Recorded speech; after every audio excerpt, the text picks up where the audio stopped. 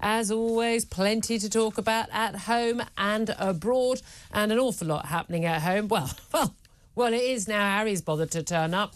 Apparently wanted to celebrate his daughter's birthday, as of course you would, apart from the fact that he knew he was due in court on Monday. There were going to be opening submissions, and then there was going to be an opportunity for Harry to be cross-examined by barristers representing Mirror Group newspapers, who he is claiming hacked his phone and employed private investigators throughout his childhood, teenage years and adulthood.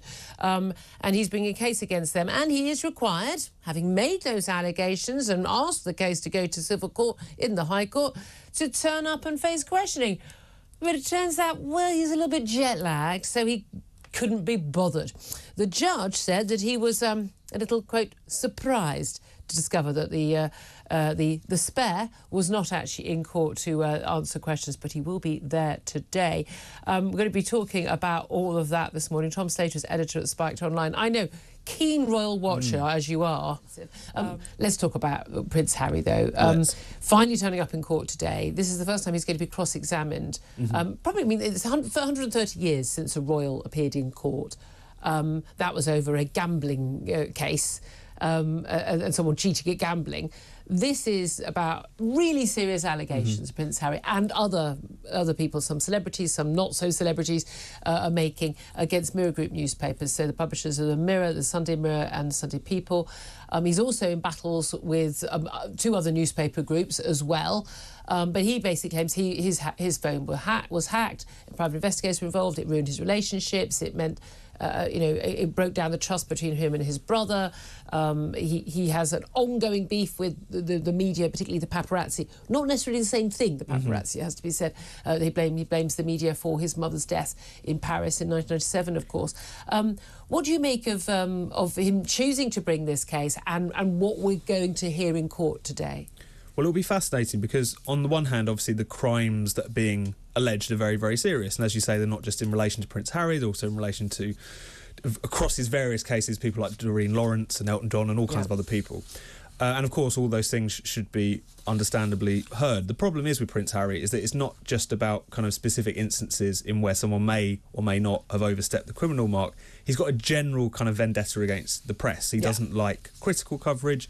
He doesn't like coverage that isn't on his own terms, essentially, which you're just not going to get if you're that famous or a royal or a combination of both. Certainly not. I mean, he's happy to deal with the media when he wants to publicise the Invictus Games, and which is a fantastic achievement of his. And when he wants everyone to give favourable coverage of his engagement and his wedding, which, by the way, was unanimously favourable in this country. But again, he wants to control it. Look, wouldn't we all be the same if we were famous? And, he didn't choose his fame. His fame came with his birth. That said, again, if this has happened, obviously, he will see what the ruling is of the judge. Choosing to get the judge on the wrong side by not turning up on the first day. I mean, this wasn't like, judges don't expect there on Monday. It's just you have all these opening submissions, and I was on a jury a couple of weeks ago, and you're told, OK, this is going to happen on this day. But if someone is ill or someone can't turn up, then things get delayed. And we know that happens, and it may just be that you can see that if it was a jury, that the jury is getting weary. Let's end for the day and let's have people engaged. He's a judge; he can do all day, but we understand that the KC for the Mirror, Andrew Green, he said he'd cut short his opening submission. Prince Harry's lawyer had spoken for some 6 hours, and this guy cut short because he wanted more time to cross-examine Harry. And then when they went, OK, well, we're going to talk to Harry, and then it emerged that Harry wasn't in court. Now, that may be how it works in royal, rich Montecito Buckingham Palace land. That's just not how it works in the courts. You are not the most important person in that room, the judges. That's so important to say. And I think if Harry wanted to create the impression that he was a kind of entitled former royal who everyone else was serving at his leisure, essentially, then he would do something like this. And that's precisely what he's done. Time and again, I don't think he quite understands how his actions come across. And I think this is probably just the latest example. And again, bad advice. And I would suggest a man who doesn't listen to his own lawyers. Now, normally in a situation with lawyers, they, if ever anyone's thought about, a case, whether, you had a battle with your neighbours or I've had to threaten libel on a couple of occasions when people have called me horrible things on Twitter, and there comes a point you go, no, that's it. It's usually when my husband goes, no, that's it, that's enough now, right, contact a lawyer. But, lawyers will advise you, look, I mean, even if you win this, it's not going to be in your interest. Walk away now. Or they'll say, yeah, no win, no fee, no problem. It's an easy slam dunk. Or, people settle, people give in. But I mean, certainly, with neighbours, people say, well, that's going to be a battle you'll have for years. It's not going to be worth your while. I wonder, though, there's no evidence that he does listen to anything anyone says to him in terms of advice, in which, whether it's father, brother, or his own lawyers or his own PR, we know that he and Meghan's PR people, they drop like flies, these people. They last for a couple of months. It may well be that he hasn't got a very strong case, but he has been chosen as this key sort of, the iconic case in this phone hacking trial. So presumably, the cases, the barristers do know what they're doing.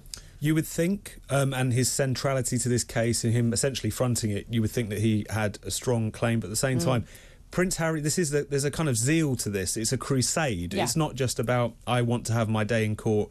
He's pretty explicitly said he wants to clean up the British press, by which he means tamp it down, tame it down, and stop him from criticising it. So I think that's one thing, and we'll see in court. We'll see if whether or not these claims have any kind of legal merit to them, or whether this was just a kind of politicised crusade to begin with. Crucially, of course, Buckingham Palace will be people who are most horrified by this, because we've already had some revelations that have come out in terms of a settlement that Prince William had, which was not in the public domain. We've already in a situation where Buckingham Palace always, Queen was very clear, wasn't she? Never complain, never explain. He's complaining like mad. I mean, he's the whinging prince. And he is going to have to explain himself under cross-examination. This is not going to be a puff piece Oprah Winfrey. This is not going to be Omid Scobie, oh, tell us what you think. Oh, I know, how awful, Harry. It's not a Netflix producer involved in this. This is a barrister, for the defence. And I think that he's just going to be so unaccustomed to that kind of treatment. And the thing about this as well is the fact that